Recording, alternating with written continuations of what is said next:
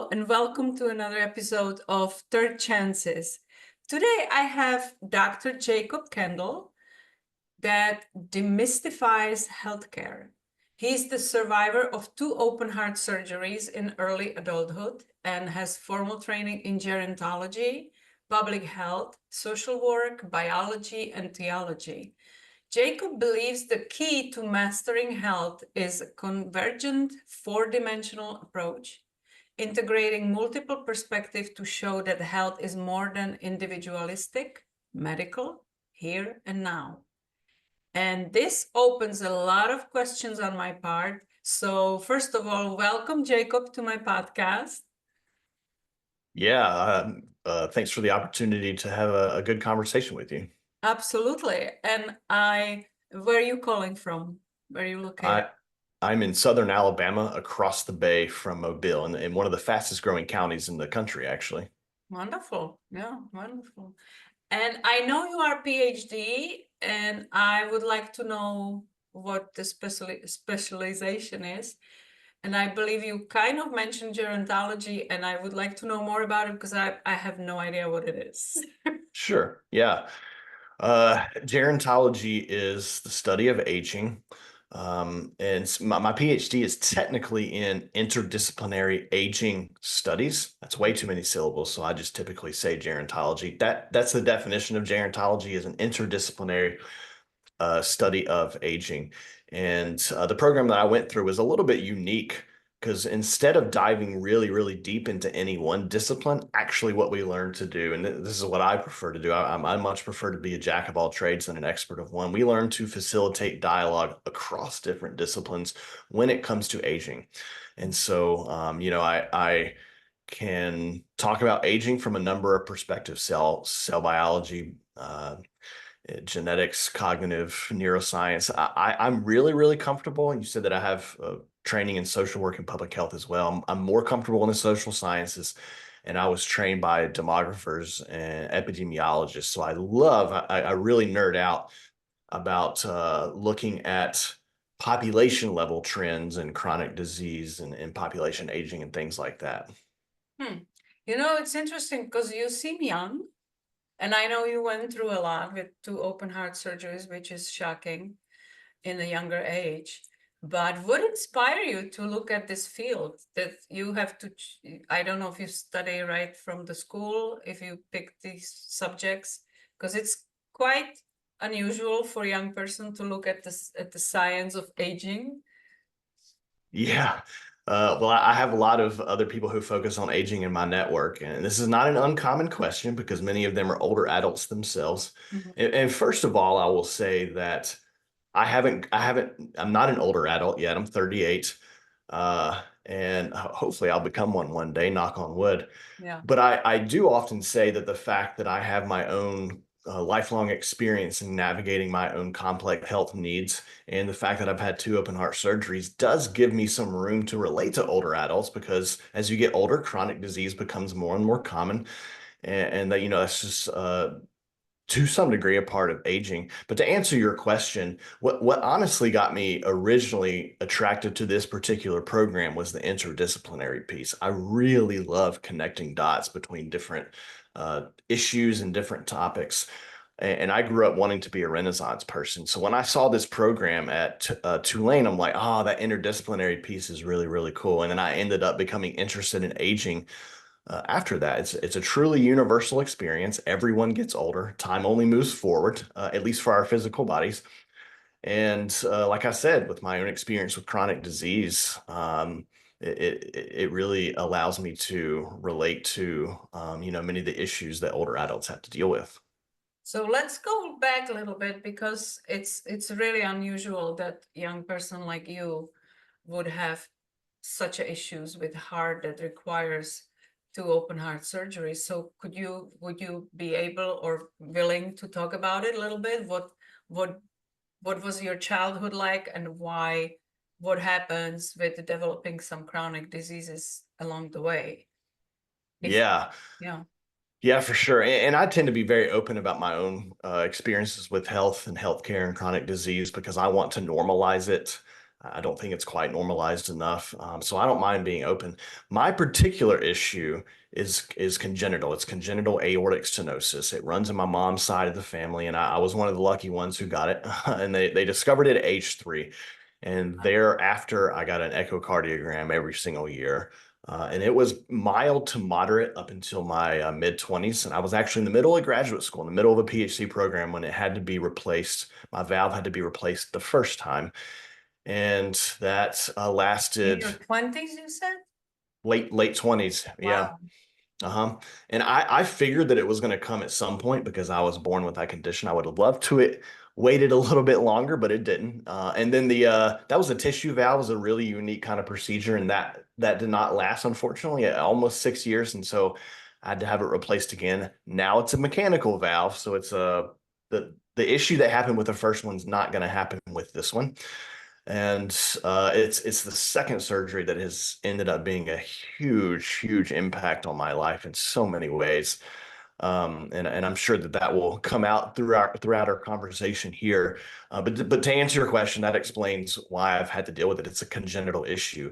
And when you look at population level data, heart disease is the most common cause of death in most countries. It's top 5 pretty much everywhere.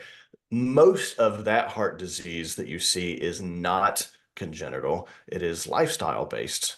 Yes. Um, and so I have to acknowledge that mine is not lifestyle based. Obviously, there are lifestyle things that I need to do to make sure that my heart stays as healthy as it can for as long as it can. But the problem itself is not lifestyle based.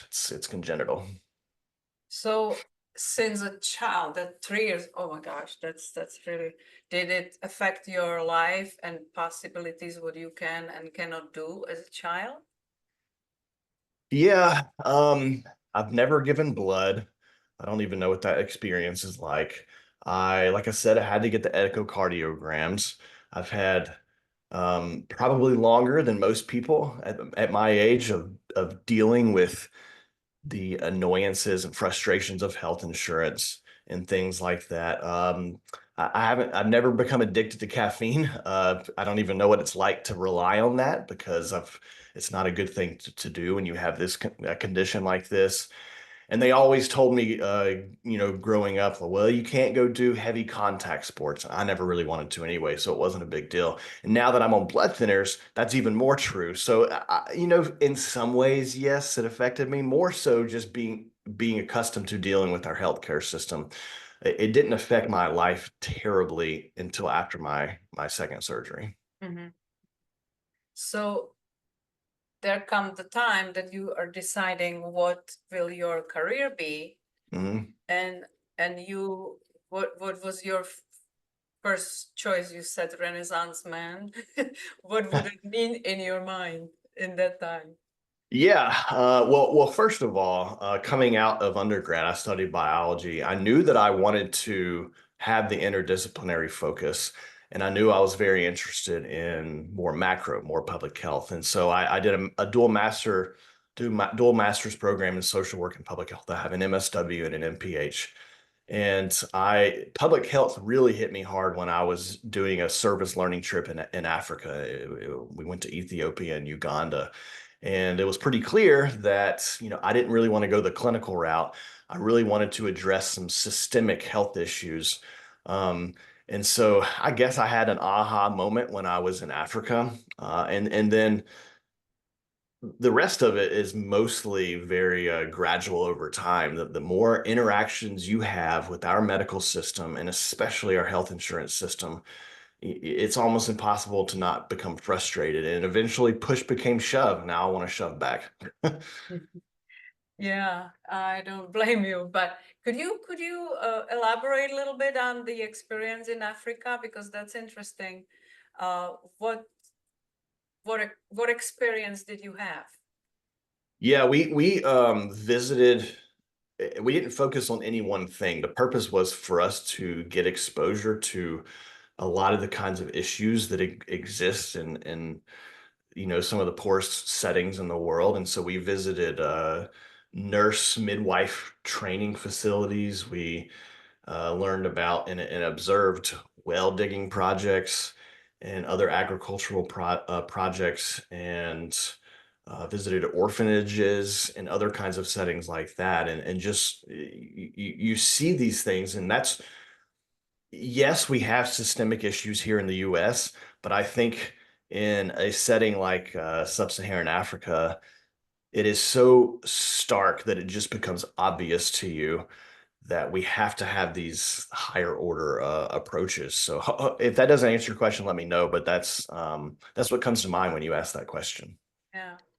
It's we all have different reasons why we come to certain conclusions, and I can imagine this is experience that you will never forget because it's emotionally charged for sure. Yeah, and one more comment is, when in the PhD program, I focused my research on aging in Malawi, another sub-Saharan African country. And I was really excited because I had for many years been interested in Africa. Um, and I was really excited when I got into this program and I realized, oh, this is a great opportunity to combine these two interests of mine, aging and sub-Saharan Africa. So my research was on aging and health in Malawi. Yeah, I just wanted to throw that in there. Yeah.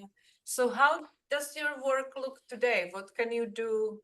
How do you try to change things? How do you try to use your experiences and your own experience with the healthcare and health system? How can you change things in the world? Yeah, for sure. So I went the typical academic route. I first taught social work and then I taught global health. And I love teaching. I love speaking and doing workshops and things like that. That's the teacher in me. I don't like other aspects of academia. So I voluntarily left my tenure track position, and yes, that was not long after I had my second heart surgery. So there are several reasons why I chose to do that. And so I'll be honest, I'm in the earlier stages of kind of building my thought leadership, building my reputation as a speaker. What I go do is do speaking and workshops, and I'm on a lot of podcasts and thought leadership, mostly on LinkedIn, about chronic disease advocacy. And then, the intersecting topics of aging and caregiving, because I've also been a caregiver. You can't be a responsible gerontologist unless you focus on the intersection of these different issues. So caregiving, chronic disease, and many people who have chronic disease like me, we have to have interactions with the medical system. I need the certain medications like blood thinners and stuff like that, but there's so much more that we have to have in order to live a healthy life. The medical system has its strengths, but it's not everything, and it can't be everything, and it shouldn't be everything. And so that's where the convergent, more multidimensional approach that you mentioned from my bio comes into play. Health is much more than medical, and Yeah. so that's a huge thing that I do right now is talk about how we need a much more holistic and comprehensive view of health if we're going to move forward and be able to address the issues both at the individual and family level and up here at the policy population level when it comes to population aging and these other issues. So that's what I do now is I do speaking and workshops on these issues.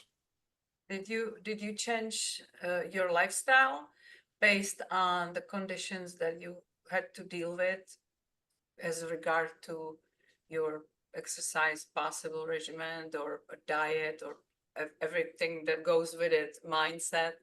How did you reset your own life to address? Because I am very much in a holistic space. I love that.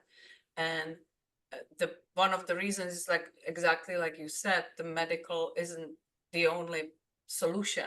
You have Yeah. to take charge of your health and start doing things in your own life to actually support your body, because the doctor visit and the lab work and the medication should be the last resort, unless you have some, of course, like life-saving surgery like you did.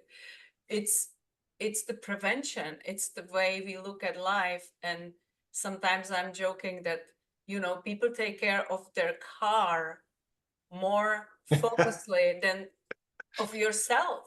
Yeah. You can change car, you cannot change your body. You have to Yeah. take care of it because that's the only body you have. So in your case, I mean, you have been challenged enough since child. The more you know about this, what approach did you take to improve your life?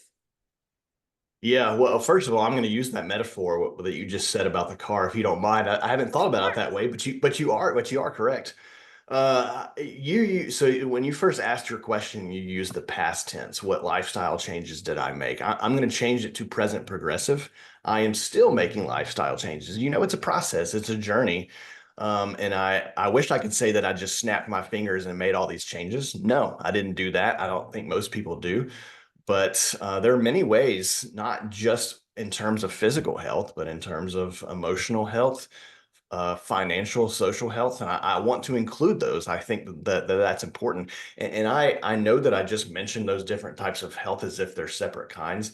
I No, just do that so people can know what I'm they talking are about. connected. But Yeah. it's a continuum of health, right? And so that's how I see it. And I can't even my heart surgeries, as major as that is, no part of life happens in a vacuum. So within a span of a few years, I had my second heart surgery. I decided to leave my job. I got married.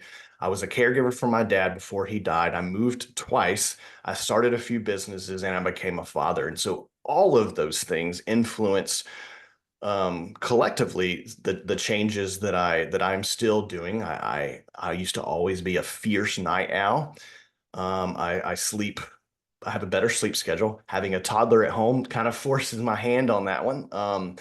My wife, it's obviously, good to have that kind of social support. I was living on my own for so many years, and she's more responsible than me as far as being accountable for exercise and things like that. And on the financial health side, I spent my 20s and early 30s traveling all over the world and spending what money I had on that. And I have no regrets. I had incredible Oh yeah. experiences, but she's the more financially responsible one. So we took out a life insurance policy. We've answered questions like what's going to happen if and when we go, and things like that. And that's all a part of it. And I'm still getting better at doing exercise. I've gotten better with my diet. I get regular tests to see where my cholesterol and things are, because this is a part of my survival. And I'm not just here for my own sake anymore. I'm here for the sake of my child, uh, Yeah. and for my family. And so I can't sit here and say that my heart surgeries alone cause all these changes. It's all of that collectively. No, but you became aware that there are certain things you can change that will help your body healing better. Yeah, That, that comes with all those reasons that you mentioned, that your priority change. Suddenly, yeah. it's not about you only. Suddenly you have people around you that you care for and they need you around. And so that's an extra motivation to really look at it deeply and start doing something that has significant impact on health. And sadly, some people wait until something happens when they Oh. finally realize that they have to take charge. Don't get me started on that. We Americans, and this may be a human tendency, but definitely Americans are so terrible at planning for crises. We don't address them until a crises hit, and that comes with our own health for sure. We just assume, oh, chronic disease is something that'll never happen for me. It'll happen in older age. It's the same with caregiving and other things like that. We just don't prepare for those things. You're absolutely right, and I've gotten a lot better at anticipating the future. Not only do I have my own personal health concerns, but as a trained gerontologist, I see all these issues that happen in general. I'm like, I don't want that. There's a better way. Yeah, you touch on a great point, because I think in our youth, and I think we were all same, we feel that we are unbreakable. Yeah, You already had your issues, so it may be slightly different for you. But as a young person, you feel you can drive your car 200 miles an hour, nothing will happen. You can just go through your life, and 1 second can change your life on the spot. uh, I know a person who, she was totally healthy, doing all the sports, teaching, like absolutely happy person to be around, social. And one day she drove to wedding and got head on hit by a drunk driver. And it's not even your fault. And suddenly your life spins out of control. And suddenly you have brain damage and you have issues that you can't even be around people. And the thing that you mentioned that are absolutely part of health, holistic health, kind of, if you have stress about money because now you cannot work, if you have stress around what you're going to do with your life, it spins you in a spiral. So Yep. it is very beneficial to plan for things and takes the prevention path before anything, God forbid, happens, because it will happen. Like we don't know tomorrow if we wake up, and it's just, that's the whole point of why I'm doing this podcast. I like to expose people to different ideas and different approaches and Yeah. different coaches and speakers that can help them educate in this area. Because when you go on internet, please don't consider Google as research because you can find all kind of opposite Yeah. opinions on everything, even from Yeah. so-called experts. So trust people that went through stuff, and trust people that have experience and education in this field, and just do yourself a favor Yeah. and just start looking in those issues, because you never know when you're gonna need it. I was very much like what you mentioned. I was going through my life totally without care, even though I had 3 back surgeries within the Mm, span of 12 years. 12 every 12 years, so, to clear it up, every 12 years I have another back surgery. mm, And it took third to teach me the lesson that I have to change something. I was just going, and I was lucky enough to had a good doctor that, I came out of those surgeries without any side effects until the third one. And then suddenly everything changed, because now I started realizing this is not a solution to my problem. I can't just keep having surgeries. It's very stressful and very, very aggressive for my body. yeah. Have to adjust everything else that I'm doing in my life to support my back, to support my body, to prevent this, because it's not a joke. And people look at surgery as a solution to their pain or problem, and it's not always so. I mean, your case is different because it was required, but some of the surgeries people go for, they just believe that it will take their pain away, and sometimes, unfortunately, it makes the pain the worse. So you may Yeah. as well look at the real core of the issue before you decide on such invasive surgeries. Yeah. I have debilitating back pain too. And I definitely don't want to have to go the surgery route. I do PT. I've tried dry needling. Um, and I have to stretch on a daily basis. So I agree with you. And I can relate to that. Yeah, it is true that my heart surgeries were required, but there are other options that I've been introduced to. And I'm like, you know what? There have to be other ways sometimes. Yeah, oh, there are modern technologies that are absolutely stunning, that are so impactful on every level, that unfortunately sometimes we find about them too late, which was my case. But Mm. it's really interesting with what you're saying. So tell me a little bit about your life now compared to when you were younger. How does your life look like right now, with the family, with being aware, with building a new goal to become a speaker and educate public about this? What changed for you in personal life? I mean. Yeah, I mean, my wife and I had plans when we got married, and we already had the house to live in. We'd already sold our house in Georgia, and we had plans to move to North Carolina Mhm. to live there for a few years. But then that's when my dad had a stroke and heart attack, and I could not leave my mom, who also has chronic disease issues, to care for him on her own. It would not have gone well. So we just gave up our plans to go to North Carolina and to do that. And it's interesting because we all ended up here together in the same area in Southern Alabama, and my brother's family is down here too, and we're really close as a family.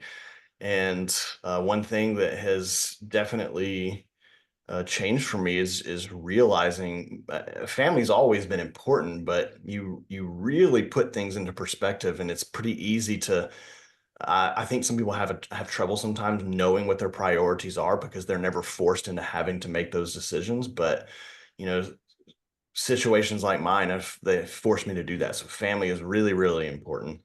I have more motivation, like I said earlier, not just for my own sake and my own lifespan, but for my children as well. Um, you mentioned not going on Google and seeking out other resources. I'm in a Facebook group for other people who have had um, my same kinds of surgeries, and they're also on blood thinners. And I mean, I've learned just as much from being in that group, from other people's experiences, that as I have from doctors. And sometimes they learn things that doctors don't even know. And I'm like, how do you not know these things? No, um, they don't, and because they specialize in one thing, and yeah, they are yeah, busy enough to keep up with the latest science. So it is hard. Like sometimes the doctors are not ignorant, but they, right. if you are a heart surgeon, that's what you follow. That's the journals you're reading. Yeah, That's the science you follow. You are not aware of everything else that comes out, and especially not about other specialties. When we talk about holistic health, everything is interconnected, and they don't yeah, look at it because it's like one box for heart, one box for lungs, one yeah, box yeah. for, it's everything is connected. So that's Uh, unfortunate. yeah, and I don't necessarily criticize all physicians for having their focus. I think that's really good. When I had my heart surgeries, I wanted a surgeon who was very specialized in that particular kind of surgery. Like I needed that. Yeah. What I don't like is that many people, including our just society overall, treats Western biomedicine as if it's the gospel truth. And that's what I have an issue with, and I think it's so pervasive in our society that it's a systemic issue, and I wonder also if it's a generational thing.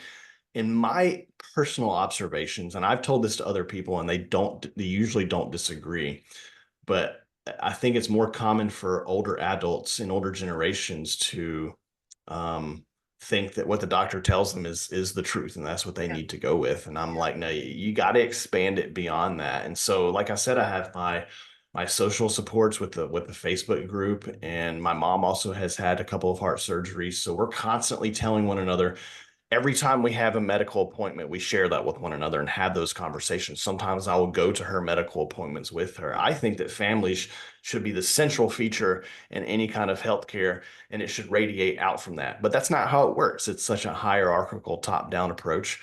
But to get back to your question about, well, what does my life look like? I have to protect my valve from infection, so I'm really, really good with my dental health. I never used to floss. Now I do. I have a daily regimen that I have to look at oral health. Mhm. And even with my back pain, since my second surgery, my anxiety has been really, really high. Um, and some of that's physiological because I have some things going on in my brain, some pathology there. But like you said, it's a vicious cycle, and anxiety and stress exacerbate the initial anxiety and stress that you have, and it just keeps capitalizing out from that, or it exacerbates it. Yeah, and so I've had mental health therapy, I've sought therapy. I try to go on walks and spend time outdoors on a regular basis. Really, really simple things. I like bird watching. Like doing these things helps with stress and anxiety, and most of those things are not things your doctors are going to tell you. So Yes, for um sure. Yeah. and with leaving academia, like I said, having that second surgery put things into sharper focus for me, and I got to the point of like, you know what, I don't want to just stare down the academic tenure barrel for the rest of my life. It's became more important to just do things that I wanted to do.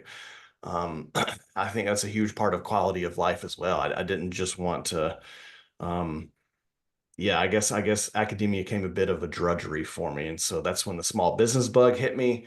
And I think the work that we do is our personal and professional lives. Neither of those happens in a vacuum. Is basically what I'm saying. Yeah. Yeah. Well, it leads to one goal, to be able to spend more time with your family and do the maximum for your health, I'm assuming. Where you Yeah. live, are you in the nature somewhere, or is it more city-like? Oh, there are rules in this area that no buildings can be above 3 stories tall, which has its bad and good sides. So it's not a huge city. Mobile's a large city, but we're across the bay, the Mobile Bay from Mobile. And this is one of the prime areas for bird watching in the country. So I mean, there's so many good opportunities to go see wildlife. Now, it is ruthlessly hot and humid here in the summer. So I have to either go out really, really early in the morning or toward evening. But yeah, You're it's talking not to somebody who is in Florida, don't forget. yeah, yeah, Yeah. Yeah, it's yeah, but then we have whole winter to enjoy, which is absolutely yeah, fabulous here. But yeah, you're right. It's like you can't do much during the day because it's unbearable. Yeah. yeah, Yeah, no, I was asking because the one of the regimens that is super helpful, and you touched on it with the bird watching, we got so disconnected from nature. yeah, Are sitting under artificial light all day long, staring yep, at the blue light TV or screen of computer, which mess up with our sleeping, absolutely, pattern. yep, And there's so many different things. When people tell me that they have issue with something, I always start asking questions about their lifestyle, because many of yep, those issues are absolutely correctable with yep, single changes to their regimen and yeah, the habits you create, and things you do more of that you forgot you used to like, and you yep, tell yourself that you don't have time for it now. And me included, I'm guilty as charged, because yeah, I was just saying the other day, oh my God, I don't get out all day because it's hot. And then I used to go out for in the evening for walk, and I live in beautiful place with really quiet. I don't do it anymore. I go lay down and watch TV. Why? You yeah. know? I firmly believe that, and this is an ideal, it's a pipe dream, but I'm just using it as an example to paint a picture here. I firmly believe that if everyone walked outside or just walked in general for even just 10 to 15 minutes every single day, that Yeah. so many of our society's issues would not exist or not be as bad. And I don't just mean in terms of health.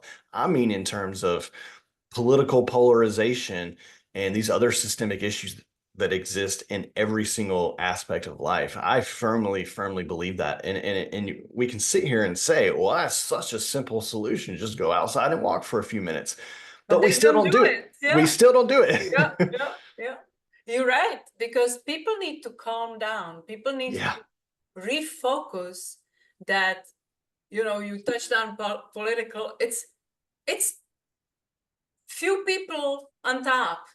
It's not gonna affect your immediate life so much as you think. Of course it does, but you're not gonna change the world by putting negative comments on Facebook.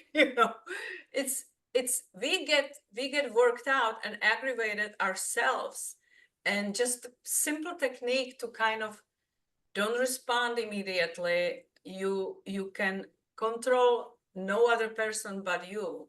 So when you start to learn how to calm yourself down, or just count to 5 before you answer or anything like that, it just yeah, decreases the tensions, and it gives you time to think and not say something you may regret.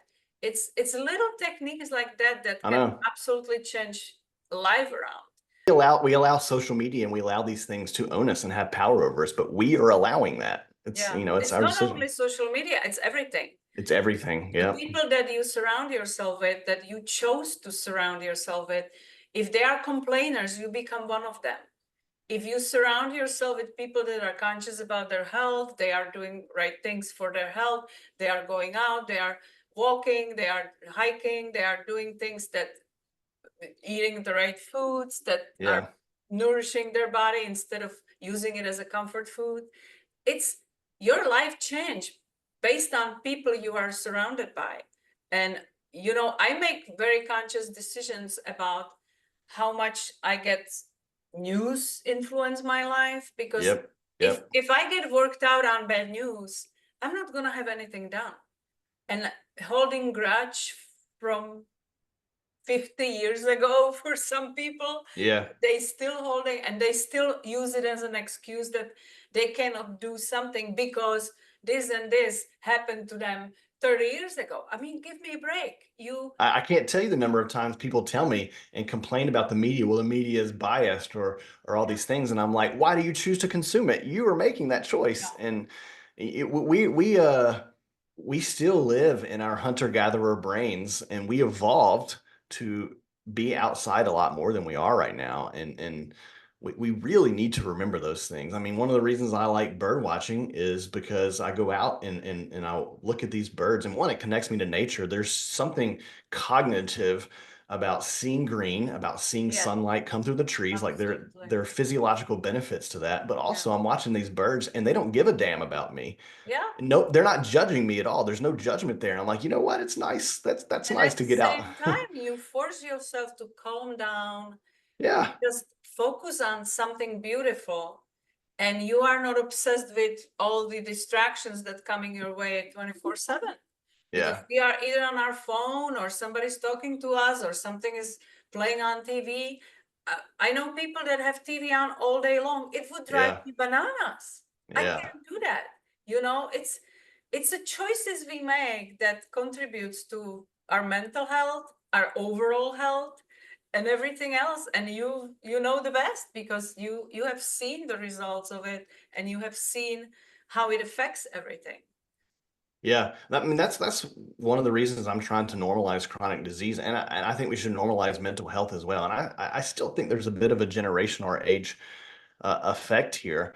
You know, it seems to be more common that older people in the older generations, they didn't grow up with having as much access to mental health, and I think the value of mental health care is much lower.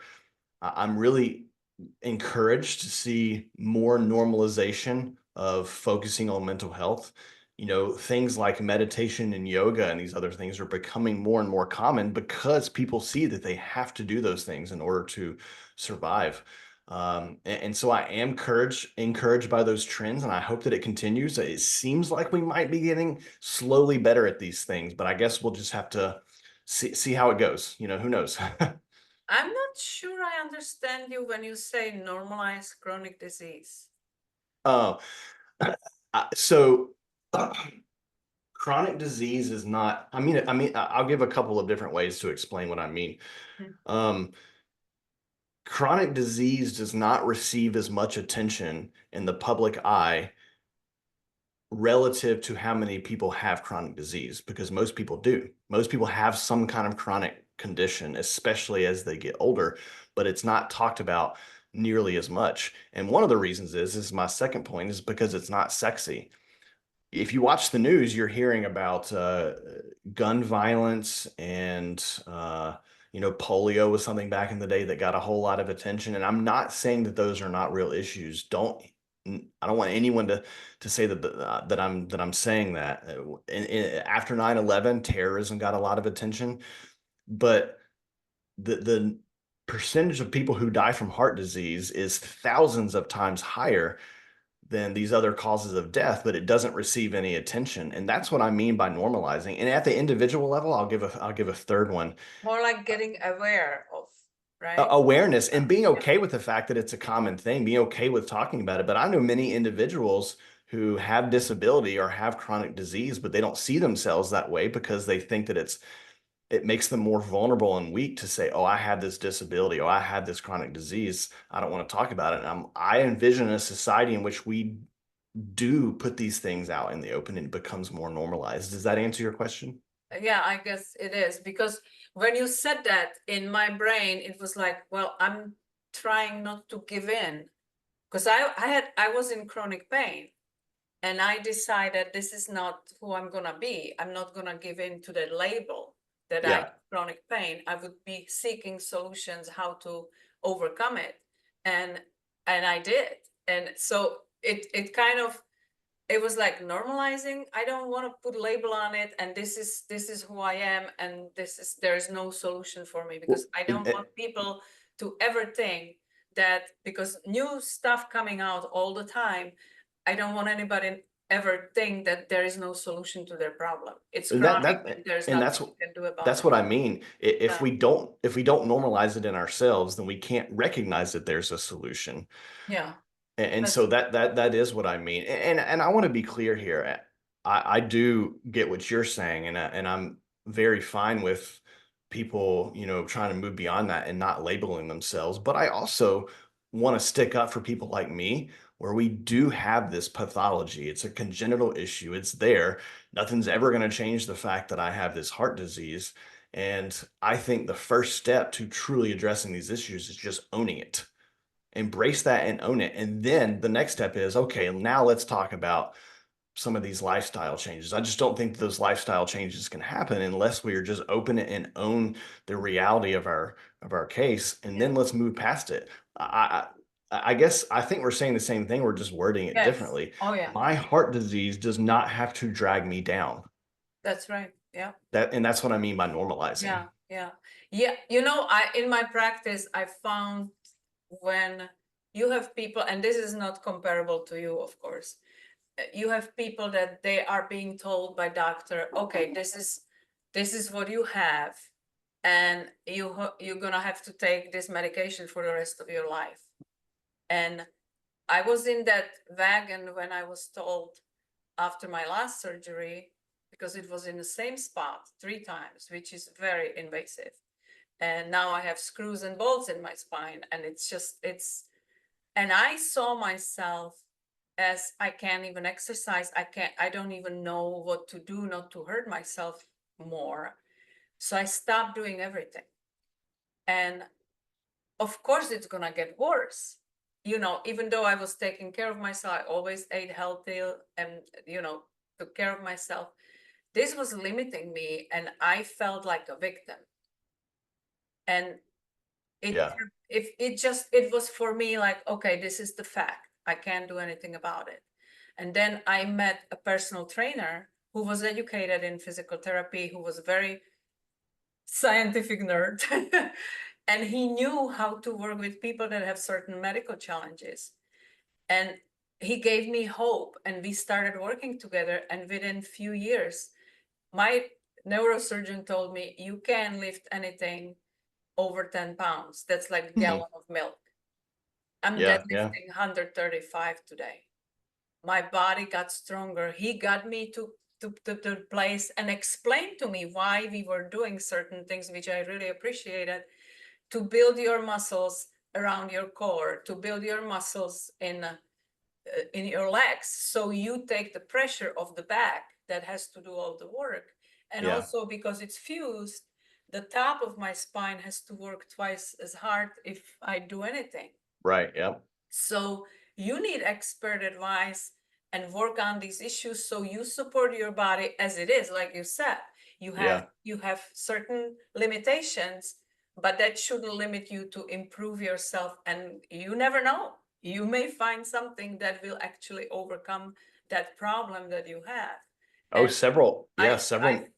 I couldn't recognize myself a few years later because I used to drag myself after all day of work standing on my feet. I would be like dragging myself out of the car. I would be exhausted for the day.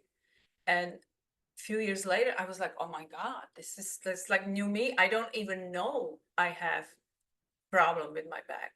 So many providers I've consulted with about my back pain specifically have said, well, this is, you're just gonna have to deal with the pain or you can take pain meds. I'm not taking pain meds. That's not gonna help. And I'm not gonna do that.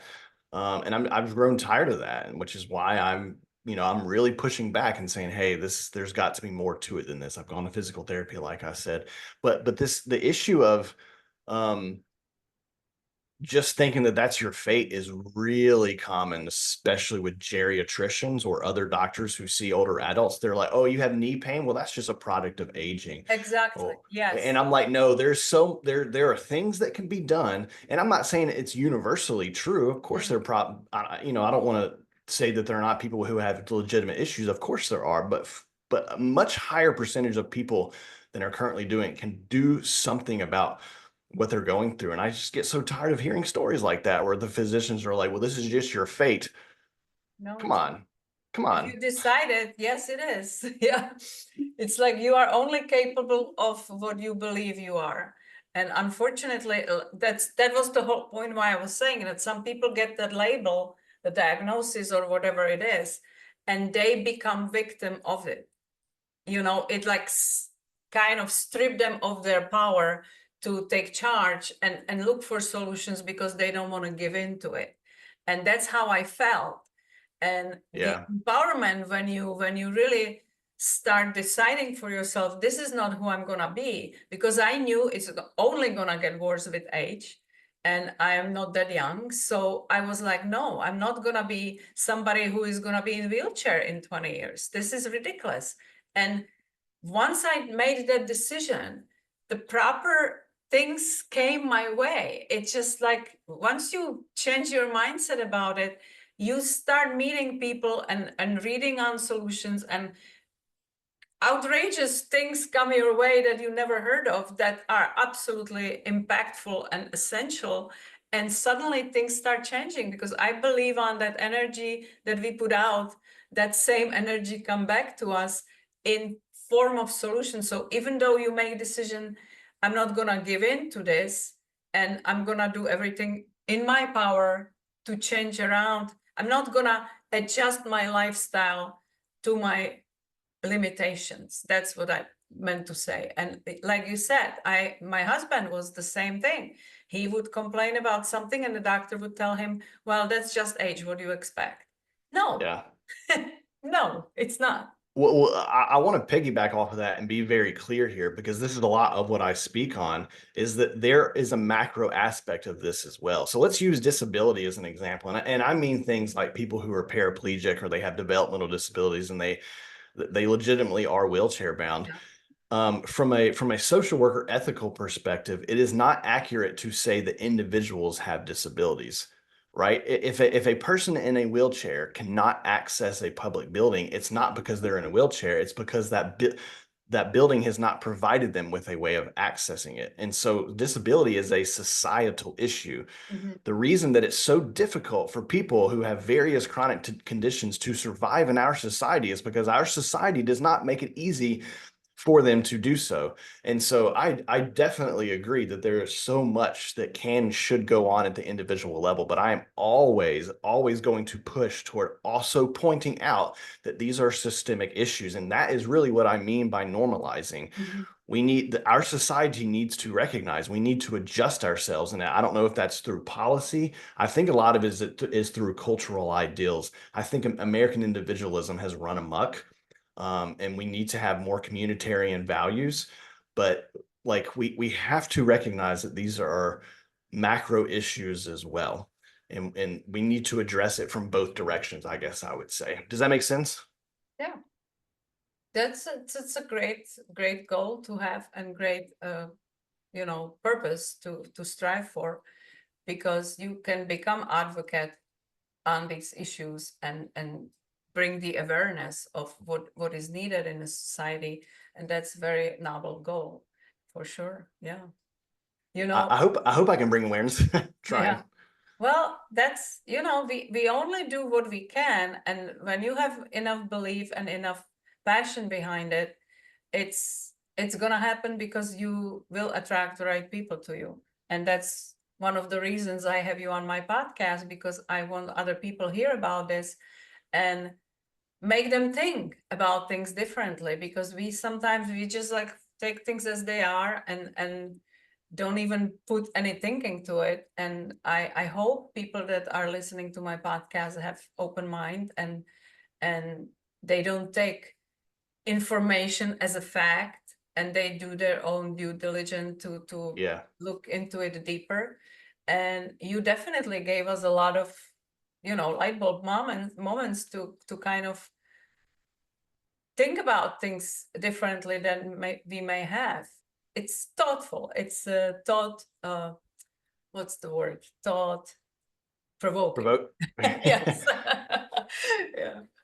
Yeah. It's Well, I fun. appreciate conversations like this, because as much experience as I have with our formal medical system, I Mm. really hope that with my background, it speaks volumes that I'm not sitting here saying that the medical system is always the best or most important thing. Like, we have to address these other issues. And I hope that coming from someone like me, that it speaks volumes.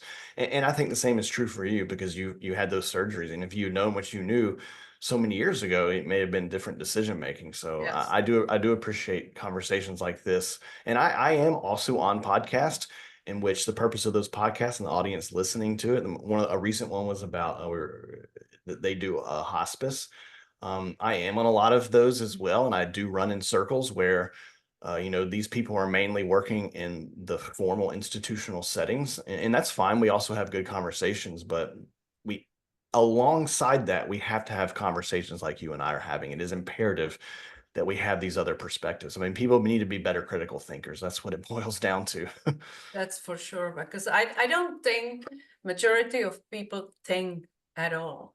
It's not No, it's not being dismissive or putting anybody down. But when you think of it, when you are in that noise that we are all day long, busy, busy, busy, kids, information coming at us from all directions, you yeah, hardly ever allow yourself to sit down for 5 minutes, I know. be quiet, and kind of really go through like strategies and information and realize what you want and what you need and think about things. Yeah. It's just like we just respond, like with that help, we respond to fire instead of thinking how we can improve it so we never get to that point. And We're very it's reactionary. We're yeah, reactionary. Yeah. yeah, it's very important. Yeah. We So need more we need more introspection in our society. I have one catchy question for you. So Okay. I never met your wife, of course, but if I did, and I had an opportunity to ask her to describe you, who you are, what would she say? I was recently having a conversation in a professional context with someone, and that person, and it was about health, like, it was a part of what I do with all of this. And that person told me at the end of the conversation that she had not encountered she had never encountered anyone who forced her to expand her own intellect, like push against her own intellectual boundaries. Because I'm an intellectual. I mean, that's who I am. And I was relating this to my wife, and she said, "Yeah, that's how I am every single day." I think that's what she would tell you about me. That's nice. That's nice. Are you a good father? Do you enjoy being father? Yeah, yeah, I love it. That's I'm having a lot of other challenges in my life, with back pain and stress, and when financial stuff is always a stress with people, and I'm not going to sit here and deny that it's not all rosy for me, but the one consistent source of joy is my family, and that's always been true even before I got married and became a father. But once you hit that point, oh my goodness, it's a new level of insight and enlightenment. It's the matter of focus too, because sometimes when you focus on joyful things, you have a tendency to diminish your thoughts about the pain. And it sounds ridiculous, but based on my own experience, it's actually I went through therapy once back in Connecticut, because I was in therapy for 2 years after the last surgery. Mm, All kinds of different physical therapy that didn't do much for my left. I had a side effects, significant side effects after that, actually caused me job and everything else. But there was one moment when my therapist was asking me, and there was really some special method that they were using that I never heard of. And she was asking me, okay, so where is the pain in your body? And I told her where. And she said, what part of body does not hurt? mm, And she just made me focus on something else. And it was very powerful. It sounds ridiculous because when you are in pain, and trust me, I know what I'm talking about too, and you do yeah, too, it's all you can think about. It affects everything. It affects yeah, your mood, it affects your life. It's really, it can lead to depression. I know yeah, that. yeah, But like you, I never gave in to beyond painkillers or anything like that. And I was trying to find things that would help me. And that one little question just showed me the way. And it was effective, Yeah. surprisingly effective, because focus on what you want to grow, focus on what is joyful, focus away from what you don't want to what you do want. So it's one little crazy, like coaching tool or method that can make a world of difference. It's No, different, but this is a part of what I talk about with caregiving, because caregiving has a huge burden on it, like informal caregivers, like people caring for their spouse or their older parents or a person with disabilities. They have higher morbidity and higher mortality. And I'm all about, because I think there's some underlying sense in our society that we should sacrifice ourselves. And I think we put it like we wear a badge of honor if we, sacrifice ourselves on the altar of martyrdom. And I'm just like, that's not a good approach. You need to be a self advocate, and you have to think about yourself first. And I fully believe that if everyone dove deeply into their deepest joys, then everything else is going to fall into place. yeah. You do it with bird watching. You do it with time you spend with your kid. You take your focus away from yourself and you focus on your kid and being playful or whatever it is. It's little things, but it can change your life very profoundly. Yeah, Yeah. yeah, Yeah. So I would like to end on a very positive note. And sure.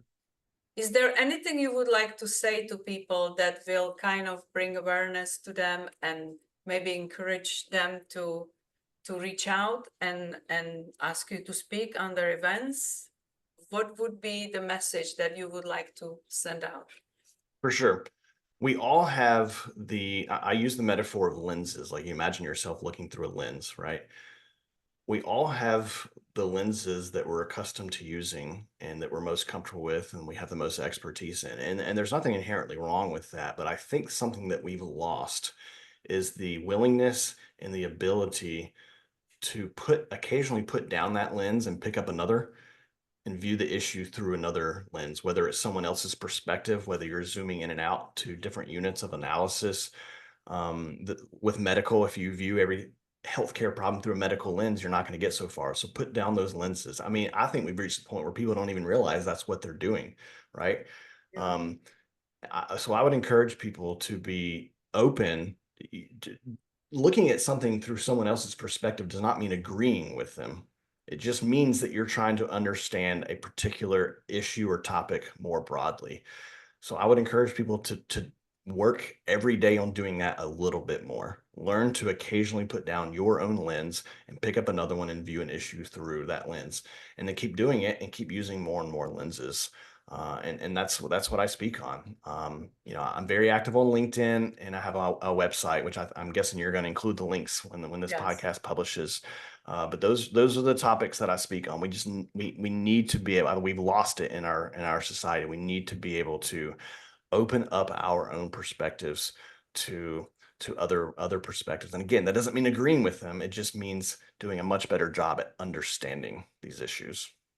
What a beautiful message, because I feel the more connected we are today than ever before, the more disconnected we are, in fact, in our life, because we are very quick for gratification and very quick Yeah, in judgment, yeah, assessment. We are assuming things about people that yep. are based on nothing. I know, What you I know. just said, it's really just stopping yourself and think about it for a little bit, because you never know Yeah, what that other person goes through and why they may have done or respond the I way they know. did. And trust me, it saved me many embarrassing moments when Yep, I just stopped and think twice about what I'm gonna say. yep. Because it's the moment like this, like you can really make yourself think differently when you put enough focus on it. Yeah. Yeah, one of my favorite quotes from one of my favorite television series is from Ted Lasso, and he's quoting Walt Whitman, and I'm trying to apply this to my life. Be curious, not judgmental. Yeah. that's really powerful. We're not curious enough. We just jump to a conclusion. So I completely agree with you. Correct. Absolutely. Yeah. Well, that is a beautiful message that I would like to end this wonderful conversation with Jacob. And I would like to encourage anybody who resonated with this, if you have an event that you would like to hire Jacob to speak at and open your audience eyes and open their mind, it is always really valuable to bring somebody that gives them different perspective. It brings the whole new level to the event that you may be planning. So I would encourage you to reach out and have a conversation with Jacob and see if he's right fit for your event, because he is a speaker and he brings awareness about these issues, and we need more people like Jacob in our lives. So thank you Thanks for so that. much. Thank you so much, Jacob. Thank you. I enjoyed it.